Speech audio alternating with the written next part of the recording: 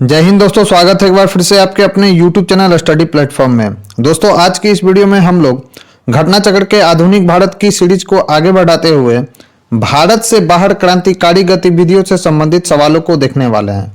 इससे पहले मैंने दोस्तों भारत में क्रांतिकारी आंदोलन से रिलेटेड जितने भी सवाल अब तक विभिन्न स्टेट पीसीएस तथा आईएएस प्री में पूछे गए थे उनको मैंने कवर कर दिया है। तो अभी तक जिन लोगों ने उस वीडियो को नहीं देखा है तो कृपया करके प्लेलिस्ट में जाकर उसे देख लें। वीडियो स्टार्ट करने से पहले दोस्तों आपसे एक छोटी सी रिक्वेस्ट है कि अगर आप हमारे चैनल पर पहली बार आए हैं तो चैनल को सब्सक्राइब कर ले, बेल आइकन को प्रेस कर ले ताकि नई वीडियो की नोटिफिकेशन आपको समय समय पर मिलती रहे। साथ ही साथ अगर ये वीडियो पसंद आए दोस्तों तो प्लीज़ इसे ज़्यादा से ज़्यादा लाइक करें और अपने दोस्तों के साथ शेयर करें। तो चलिए आज के फर्स्ट क्वेश्चन के साथ इस डिस्कशन को स्टार्ट करते हैं। फर्स्ट क्वेश्चन है दोस्तों, लंदन में इंडियन होम रूल सोसाइटी को प्रारंभ किया। तो दोस्तों आपको ध्यान में रखना है कि लंदन में इंडियन होम रूल सोसाइटी की स्थापना किनके द्वारा की गई थी? तो श्याम जी कृष्ण वर्मा के द्वारा जो है दोस्तों लंदन में इंडियन होम रूल सोसाइटी की स्थापना की गई थी दोस्तों। तो इस क्वेश्चन का राइट आंसर क्या हो जाएगा दोस्तों? तो डी। अब इंपॉर्टेंट फैक्ट्स इस क्वेश्चन से देख लेते हैं दोस्तों। तो दोस्तों याद रखना है कि फरवरी 1905 में लंदन में श्याम जी कृष्ण वर्मा ने, याद रखना है, इंडियन होम रूल सोसाइटी की स्थापना की।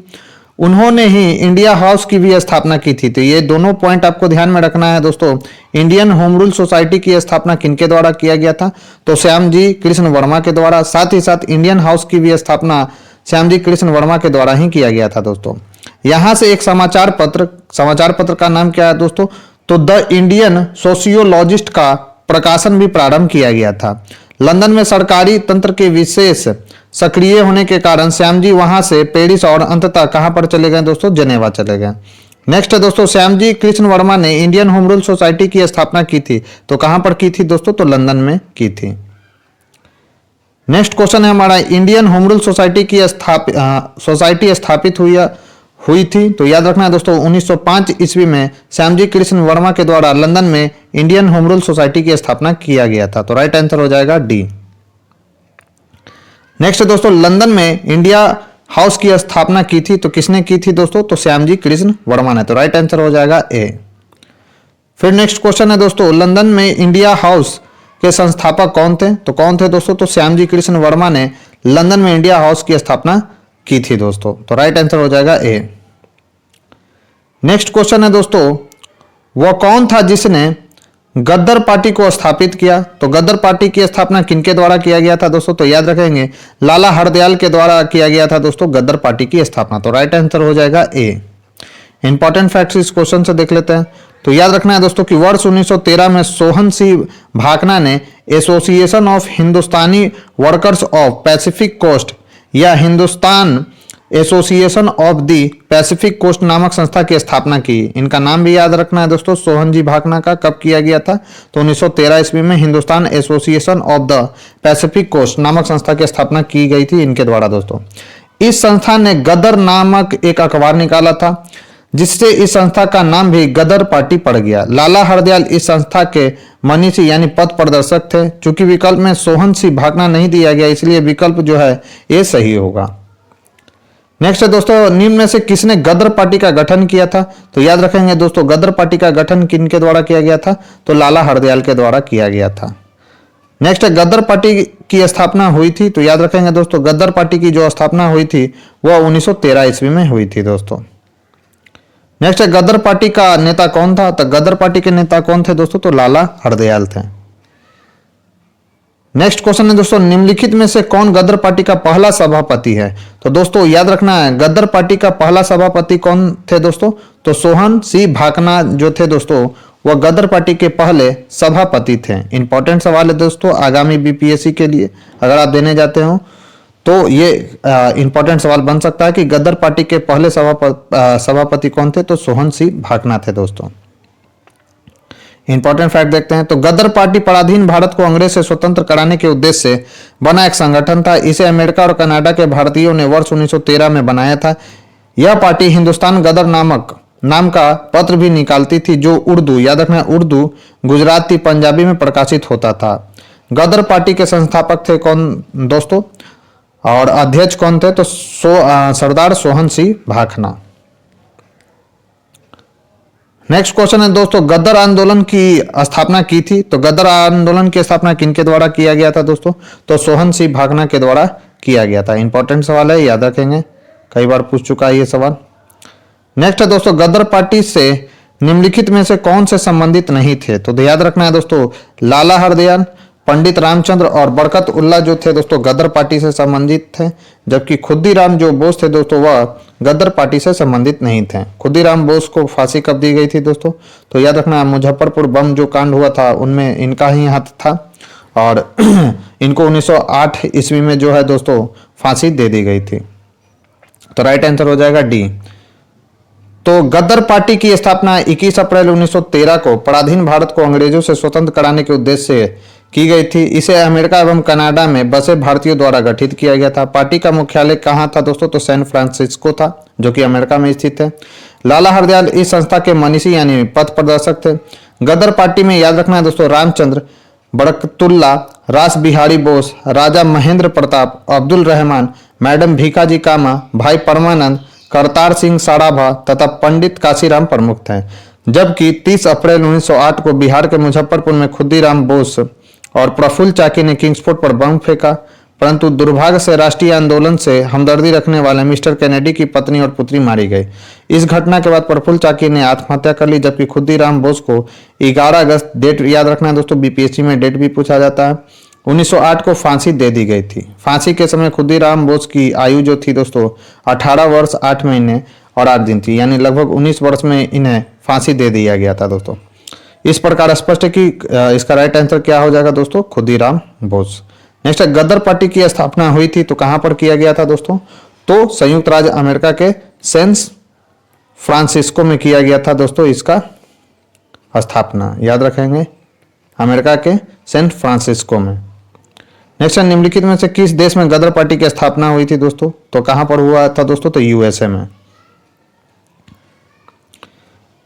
नेक्स्ट क्वेश्चन है दोस्तों, गदर क्या था? तो गदर क्या था दोस्तों? तो भारतीयों का एक क्रांतिकारी संघ, जिसका प्रधान कार्यालय कहां पर था दोस्तों? तो सैन फ्रांसिस्को में था दोस्तों। तो इसका राइट आंसर क्या हो जाएगा दोस्तों? तो ए। नेक्स्ट है, गदर पार्टी का मुख्यालय था। तो गदर पार्टी का मुख्यालय कहां पर था दोस्तों? तो सैन फ्रांसिस्को में था, जो कि यूएसए में स्थित है, याद रखेंगे। नेक्स्ट है दोस्तों, प्रथम विश्व युद्ध के दौरान सक्रिय होने वाले गदर क्रांतिकारियों का आधार स्थल था। तो कहां पर था दोस्तों? तो पश्चिमी अमेरिका में जगह है दोस्तों, जहां पर पश्चिमी अमेरिका में एक जगह है सैन फ्रांसिस्को, वहीं पर था। तो इसका राइट आंसर क्या हो जाएगा दोस्तों? तो सी। तो प्रथम विश्व युद्ध के दौरान सक्रिय होने वाले गदर क्रांतिकारियों का आधार स्थल उत्तरी अमेरिका का मुख्य देश संयुक्त राज्य अमेरिका का सैन फ्रांसिस्को नगर था। सैन फ्रांसिस्को उत्तर राज्य अमेरिका के पश्चिमी भाग में स्थित है। यदि अमेरिका का अर्थ संयुक्त राज्य अमेरिका से लगाया जाए तो सही विकल्प सी होगा, किंतु यदि अमेरिका का अर्थ अमेरिका महाद्वीप से लगाया जाए तो सही विकल्प बी होगा। सामान्य तौर पर अमेरिका महाद्वीप को 3 उप भागों में उत्तरी अमेरिका, मध्य अमेरिका और दक्षिणी अमेरिका में क्या किया गया दोस्तों? विभाजित किया जाता है। नेक्स्ट क्वेश्चन है दोस्तों, गदर क्रांति छिड़ने का सबसे महत्वपूर्ण कारण क्या था? तो याद रखना है दोस्तों, प्रथम महायुद्ध का शुरू होना जो था दोस्तों वह गदर क्रांति छिड़ने का सबसे महत्वपूर्ण कारण था दोस्तों। तो इसका राइट आंसर हो जाएगा प्रथम महायुद्ध का शुरू होना। राइट आंसर है सी। अब इंपॉर्टेंट फैक्ट्स देख लेते हैं दोस्तों इस क्वेश्चन से रिलेटेड। तो दोस्तों आपको ध्यान में रखना है कि स्वदेशी आंदोलन के निष्क्रिय होने से भारतीय राष्ट्रवाद के प्रहरी भी निष्क्रिय हो गए थे। वर्ष 1914 में अचानक छिड़े प्रथम विश्व युद्ध ने भारतीय राष्ट्रीयता के प्रहरियों को झकझोरा, उन्हें उद्वेलित किया। उस समय यह धारणा प्रचलित थी कि ब्रिटेन पर किसी भी तरह का संकट भारत के हित में है, उनके लिए यह मौका है। इस मौके का कई जगहों पर कई तरह से फायदा उठाया गया। उत्तरी अमेरिका में गदर क्रांतिकारियों और भारत में लोकमान्य तिलक, एनी बेसेंट एवं उनके स्वदेशी संगठनों ने इस मौके का लाभ उठाया। गदर क्रांतिकारियों ने, याद रखना दोस्तों, गदर क्रांतिकारियों ने सशस्त्र संघर्ष के माध्यम से अंग्रेजी हुकूमत को उखाड़ फेंकने का प्रयास किया। नेक्स्ट क्वेश्चन है, निम्नलिखित में वह कौन व्यक्ति थे जिसने विदेशों में गणतंत्रात्मक सरकार की स्थापना की थी? तो वे थे दोस्तों राजा महेंद्र प्रताप। राजा महेंद्र प्रताप वह व्यक्ति थे दोस्तों जिसने विदेशों में गणतंत्रात्मक सरकार की स्थापना की थी? काफी महत्वपूर्ण सवाल है दोस्तों, जिसे आपको ध्यान में रखना, वीवीआई सवाल है। तो राजा महेंद्र प्रताप ने अपने सहयोगी बरकतुल्ला के साथ प्रथम महायुद्ध के दौरान 1915 में काबुल यानी अफगानिस्तान में जगह है दोस्तों में भारत की प्रथम अस्थायी सरकार का गठन किया था।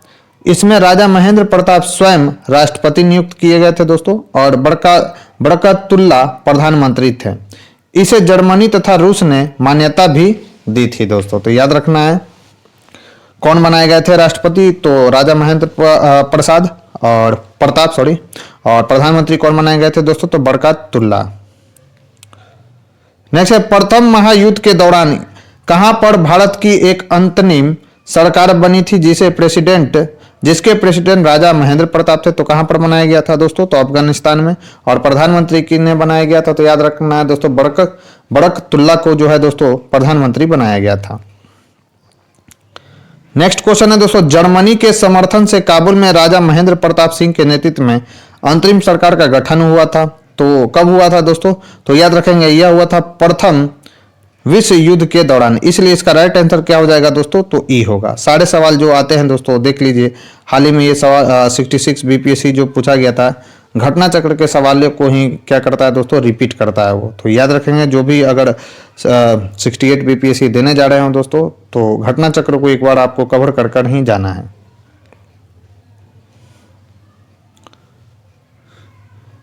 नेक्स्ट क्वेश्चन है दोस्तों, कौन भारतीय क्रांति की मां कहलाती हैं? तो सभी को मालूम होगा दोस्तों, भारतीय क्रांति की मां किन्हें कहा जाता है, तो भीखाजी रुस्तम कामा को जो है दोस्तों भारतीय क्रांति की मां कहा जाता है दोस्तों। तो राइट आंसर क्या हो जाएगा, तो डी। तो भीखाजी रुस्तम कामा क्रांतिकारी राष्ट्रवाद की समर्थक थे। उन्होंने यूरोप एवं अमेरिका से क्रांति का संचालन किया। वर्ष 1907 में उन्होंने स्टुअर्टगार्ड जो कि जर्मनी में स्थित है दोस्तों की अंतर्राष्ट्रीय समाजवादी कांग्रेस में भाग लिया, जहां उन्होंने प्रथम भारतीय झंडे को फहराया। इसी सम्मेलन में उन्होंने अपनी पूरी शक्ति के साथ स्वतंत्रता के लिए संघर्ष करने के लिए संकल्प की उद्घोषणा की। ये 30 वर्षों तक पेरिस में भारत की स्वतंत्रता के लिए काम करती रही। याद रखना है, वर्ष 1936 में 75 वर्ष की अवस्था में बंबई लौटकर आई और उसी वर्ष उनका क्या हो गया दोस्तों, देहांत हो गया। वह भारतीय क्रांति की मां के रूप में क्या थी दोस्तों, विख्यात थी। नेक्स्ट क्वेश्चन है दोस्तों, मैडम भीखाजी कामा से संबंधित निम्नलिखित कथनों पर विचार कीजिए। पहला कथन है दोस्तों, मैडम कामा ने वर्ष 1907 में पेरिस में आयोजित अंतर्राष्ट्रीय सोशलिस्ट सम्मेलन में राष्ट्रीय ध्वज फहराया। यह बात बिल्कुल गलत है। दूसरा है दोस्तों, मैडम कामा दादा भाई नौरोजी की निजी सचिव रही हैं। यह सही है दोस्तों। और मैडम कामा के माता पिता पारसी थे, तो यह भी बात बिल्कुल सही है। तो इस क्वेश्चन का राइट आंसर क्या हो जाएगा दोस्तों, तो बी होगा। ध्यान रखना है दोस्तों कि मैडम कामा का जन्म 24 सितंबर 1861 को हुआ था। उनके माता पिता पारसी थे। सोरबाजी फ्रॉमजी पटेल उनके पिता थे। उनका विवाह रुस्तम के आर कामा से हुआ जो वकील और सामाजिक कार्यकर्ता थे। मैडम कामा ने राष्ट्रीय आंदोलन के महान अग्रणी भारतीय नेता दादा भाई नौरोजी की निजी सचिव के रूप में सेवा की। बाद में वे कुछ देशभक्त विद्यार्थियों एवं यूरोपियन बौद्धिक लोगों के संपर्क में आकर स्वतंत्रता आंदोलन से जुड़ गई। वह भारतीय क्रांति की मां के रूप में विख्यात है। 22 अगस्त 1907 को जर्मनी के स्टुअर्टगार्ड में आयोजित अंतर्राष्ट्रीय सोशलिस्ट सम्मेलन में उन्होंने भारतीय स्वाधीनता का झंडा सर्वप्रथम फहराया था। क्या था इसका राइट आंसर? पेरिस में बोला गया था दोस्तों, जबकि वो जर्मनी में फहराई थी, इसलिए फर्स्ट गलत है। तो जर्मनी के स्टुअर्टगार्ड में आयोजित अंतर्राष्ट्रीय सोशलिस्ट सम्मेलन में उन्होंने भारतीय स्वाधीनता का झंडा फहराया था। यहाँ फहराया गया यह झंडा कलकत्ता झंडे का परिवर्तित रूप था। अतः प्रथम कथन गलत है दोस्तों, क्योंकि सोशलिस्ट सम्मेलन जर्मनी में आयोजित हुआ था, न कि पेरिस में। बाकी दोनों कथन जो है दोस्तों बिल्कुल सही है। नेक्स्ट क्वेश्चन है दोस्तों, भारतीय क्रांति की जननी किसे कहा गया है? तो याद रखना है दोस्तों, भारतीय क्रांति का जननी किन्हें कहा गया है? तो मैडम भीखाजी रुस्तम कामा को जो है दोस्तों भारतीय क्रांति की मां या जननी कहा गया है दोस्तों। नेक्स्ट है, निम्नलिखित में से किस महिला ने भारतीय तिरंगा सबसे पहले फहराया था? तो फड़ाया था इसे किसने दोस्तों? तो भीकाजी कामा ने कब फड़ाया था? तो 1907 ईस्वी में जर्मनी के स्टुअर्टगार्ड में इसे सर्वप्रथम बार तिरंगा फड़ाया गया था दोस्तों भीकाजी कामा के द्वारा। नेक्स्ट दोस्तों, मैडम कामा ने 1907 में प्रथम तिरंगा ध्वज कहां फहराया था? तो जर्मनी के स्टुअर्टगार्ड में फहराया था दोस्तों। नेक्स्ट क्वेश्चन है, मैडम कामा ने भारत के त्रिरंगी स्वतंत्रता ध्वज को कहां फहराया था? तो जर्मनी के स्टुअर्टगार्ड में फहराया था दोस्तों। राइट आंसर हो जाएगा सी। नेक्स्ट, निम्नलिखित में से किस युग्म को इंग्लैंड में अंग्रेज अधिकारियों की हत्या के आरोप में फांसी की सजा मिली थी? तो किन्हें दिया गया था दोस्तों? तो मदन लाल ढींगरा और उधम सिंह को जो है दोस्तों अंग्रेज अधिकारियों की हत्या के आरोप में फांसी दी गई थी। तो राइट आंसर हो जाएगा सी। इंपॉर्टेंट फैक्ट्स देखते हैं दोस्तों। तो दोस्तों ध्यान रखना है आपको कि इंग्लैंड में अंग्रेज अधिकारियों की हत्या के आरोप में मदन लाल ढींगरा तथा उधम सिंह को फांसी की सजा मिली थी। ध्यातव्य है कि मदन लाल ढींगरा ने 1 जुलाई 1909 को लंदन में भारतीय राष्ट्रीय संघ की बैठक में भारत राज्य सचिव के सलाहकार कर्जन वायली तथा कावस लल्लाका को गोलियों से भून दिया था। फलतः उन्हें फांसी की सजा दी गई। उधम सिंह ने जलियांवाला बाग में हत्या के अप्रत्यक्ष रूप से जिम्मेदार तत्कालीन पंजाब के गवर्नर माइकल ओ डायर की लंदन में क्या कर दी दोस्तों? 1940 में हत्या कर दी। फलतः इन्हें भी फांसी की सजा हुई थी। नेक्स्ट क्वेश्चन है दोस्तों, कर्जन वायली की हत्या के आरोप में किसे मृत्यु दंड दिया गया था दोस्तों? तो मदन लाल ढींगरा को दिया गया था दोस्तों मृत्यु दंड। तो राइट आंसर हो जाएगा ए। नेक्स्ट क्वेश्चन है दोस्तों, मैडम भीकाजी कामा एम बड़कतुल्ला एवं VVS अय्यर और MN रॉय में क्या बात समान थी दोस्तों? तो याद रखना है क्या बातें समान थी। तो ये इसका राइट आंसर हो जाएगा दोस्तों, वे सभी प्रमुख क्रांतिकारी थे और स्वतंत्रता आंदोलन की अवधि में भारत से बाहर विविध देशों में काम कर रहे थे। तो राइट आंसर क्या हो जाएगा? तो सी। नेक्स्ट क्वेश्चन है दोस्तों, 1906 ईस्वी में लंदन में अभिनव भारत सोसाइटी की स्थापना किसने की थी दोस्तों? तो विनायक दामोदर सावरकर के द्वारा जो है दोस्तों 1906 ईस्वी में लंदन में अभिनव भारत सोसाइटी की स्थापना की गई थी दोस्तों। तो राइट आंसर हो जाएगा ए। इंपॉर्टेंट फैक्ट देखते हैं। तो वर्ष 1906 में लंदन में अभिनव भारत सोसाइटी की स्थापना विनायक दामोदर सावरकर ने की थी। देश में क्रांतिकारी गतिविधियों पर प्रतिबंध लगाने के बाद इन्होंने लंदन में इस सोसाइटी की स्थापना की थी। ज्ञातव्य है कि विदेशी धरती पर स्थापित सबसे पुरानी क्रांतिकारी संस्था इंडिया हाउस थी दोस्तों। याद रखना है, जिसकी स्थापना श्यामजी कृष्ण वर्मा ने 1905 में लंदन में की थी। इस संस्था के प्रमुख सदस्यों के रूप में विनायक दामोदर सावरकर, PM बावत तथा लाला हरदयाल जैसे क्रांतिकारी जुड़े थे दोस्तों। नेक्स्ट क्वेश्चन है दोस्तों, कामागाटा मारू क्या था? तो याद रखना है दोस्तों, कनाडा की यात्रा पर निकला एक जलपोत था दोस्तों कामागाटा मारू। तो राइट आंसर हो जाएगा सी। तो कामागाटा मारू कनाडा की यात्रा पर निकला एक जलपोत था जिसे प्रथम विश्व युद्ध के दौरान भारत के गुरदीप सिंह, नाम याद रखना है दोस्तों इनका नाम याद रखना, ने किराए पर लेकर उस पर 376 यात्री को बैठाकर कनाडा के बंदरगाह वैंकूवर की ओर प्रस्थान किया था। तट पर पहुंचने के बाद कनाडाई पुलिस ने भारतीय यात्रियों को घेराबंदी कर उन्हें देश में प्रवेश करने से क्या कर दिया दोस्तों? रोक दिया।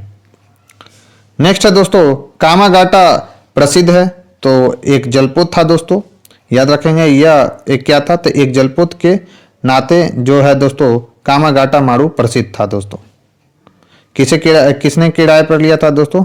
तो इनका नाम याद रखना है, गुरदीप सिंह। नेक्स्ट है दोस्तों, निम्नलिखित में से कौन कामागाटा मारू घटना से संबंधित है? तो इनका नाम है दोस्तों बाबा गुरदीप सिंह। कामागाटा मारू क्या था? तो क्या था दोस्तों? तो एक नाव था। याद रखेंगे यह एक क्या था? तो यह एक जहाज था दोस्तों। राइट आंसर हो जाएगा सी। इंपॉर्टेंट फैक्ट्स देखते हैं। तो कामागाटा मारू भाप शक्ति से चलने वाला एक जापानी समुद्री जहाज था। पंजाब के 376 यात्रियों को लेकर यह जहाज वर्ष 1914 में हांगकांग से कनाडा के लिए रवाना हुआ था, लेकिन जब कनाडा में एशियाई मूल के प्रवासियों से संबंधित कड़े कानून के कारण उन्हें कनाडा में प्रवेश की अनुमति नहीं दी गई दोस्तों। और आज के डिस्कशन का हमारा लास्ट सवाल है दोस्तों, वह कौन थे जिन्होंने इंडिपेंडेंस लीग की स्थापना की थी? तो याद रखना है दोस्तों, इंडिपेंडेंस लीग की स्थापना किनके द्वारा किया गया था? तो रास बिहारी बोस के द्वारा इंडिपेंडेंस लीग की स्थापना किया गया था दोस्तों। इंपॉर्टेंट फैक्ट देख लेते हैं। तो दोस्तों ध्यान रखना है आपको कि रास बिहारी बोस जापान में रह रहे भारतीय अप्रवासी थे। 28 से 30 मार्च 1942 के दौरान राजनीतिक समस्याओं पर विचार विमर्श हेतु उन्होंने टोक्यो में भारतीयों का एक सम्मेलन आयोजित किया। 14 से 23 जून 1942 के बैंकॉक सम्मेलन में इसको विधिवत रूप प्रदान किया गया था एवं सुभाष चंद्र बोस को निमंत्रित किया गया। इसी सम्मेलन में रास बिहारी बोस ने इंडिपेंडेंस लीग की क्या की थी दोस्तों? स्थापना की थी। तो दोस्तों ये थी हमारी आज की डिस्कशन। इस डिस्कशन में बस आज इतना ही। यह डिस्कशन आपको कैसा लगा मुझे कमेंट बॉक्स में लिखकर जरूर बताएं। साथ ही साथ अगर ये वीडियो पसंद आए दोस्तों तो प्लीज़ इस वीडियो को ज़्यादा से ज़्यादा लाइक करें और अपने दोस्तों के साथ शेयर करें। तो आज के लिए बस इतना ही दोस्तों, मिलते हैं हम अपने नेक्स्ट वीडियो में।